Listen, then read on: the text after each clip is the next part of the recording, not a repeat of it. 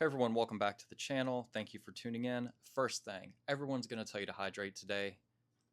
Coffee is important. Second thing, thank you to everyone who has subscribed to the channel.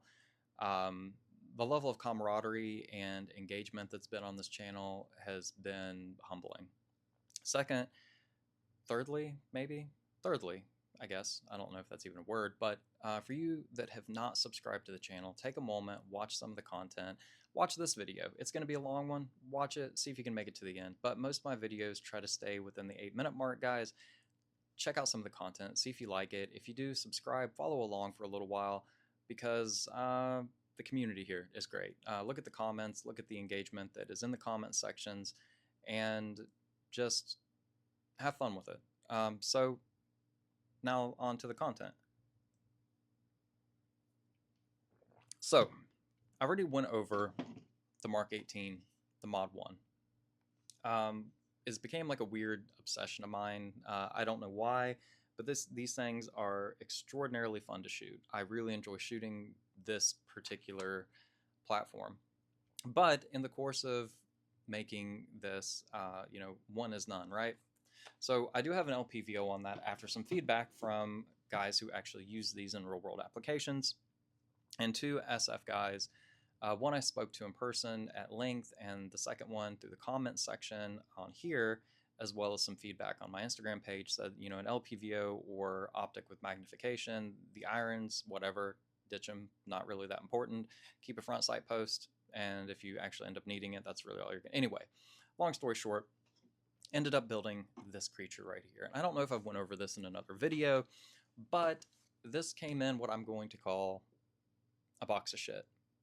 So the box of shit contained a Mark 18 kit. It had the original barrel, which is right here.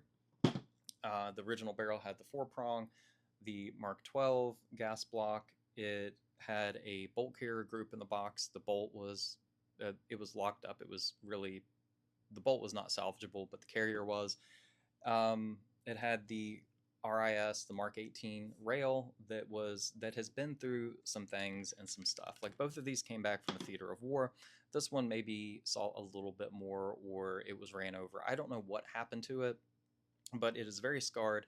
The front support here is broken off. I'm going to try to show you guys on camera here. If it doesn't end up looking, if the pictures don't come through or the video doesn't come through right, I'll post pictures within when I review the video at the end of it, right? I'll post pictures. But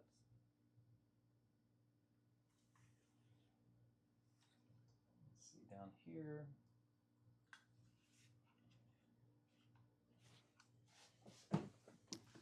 So as you can imagine,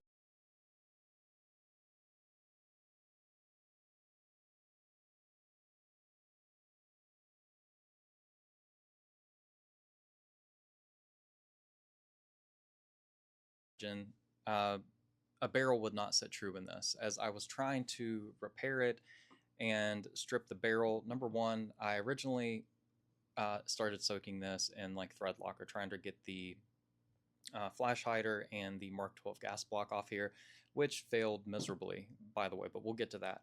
But with the handguard was going to be my main focus, but I really did want to salvage the flash hider, and I really did want to salvage the gas block if it wasn't too eroded.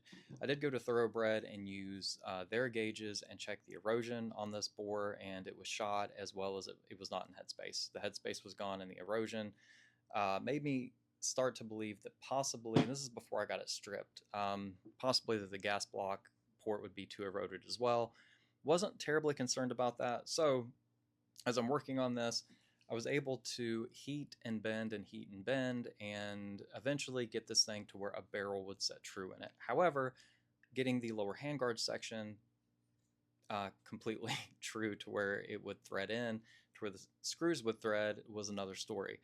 Eventually, I got it to the point where it would all come together. A barrel would set true in it without the front brace here, which doesn't really do anything except keep it from twisting.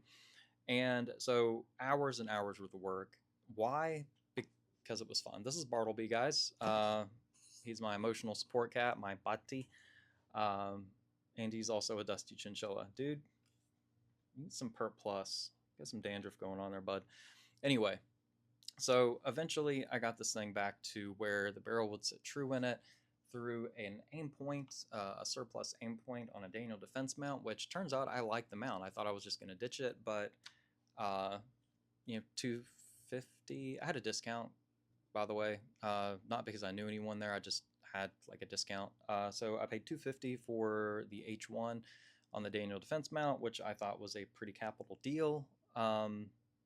And then I threw it together, took it to the range, and put about that's 90 210 rounds through it. Got it really good and hot to see if anything was going to warp or go. Dude, you were shedding really badly, man. My dude here is shedding bad. He's getting his losing summer coat, maybe. I don't know, dude. I'm gonna brush you. I usually don't brush my cats, by the way, but this dude needs brushed.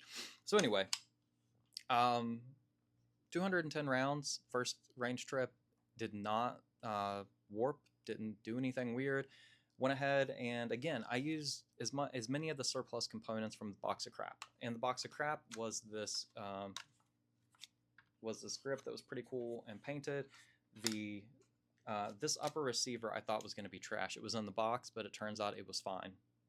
So the only thing I was missing was a charging handle. I pulled one off another rifle. I threw a set of Imbus Pros because when it comes to backup irons that are usable that I like, I do like the Imbus Pros. And I did have to replace these screws. These were completely shot. So I did get the mount working again. So I kind of have two of the same, but I kind of don't because one has seen much more than the other one. They both, again, came back from theaters of war. They were used parts kits. But there is no but. I just wanted to share that with you guys. So you guys have a great one.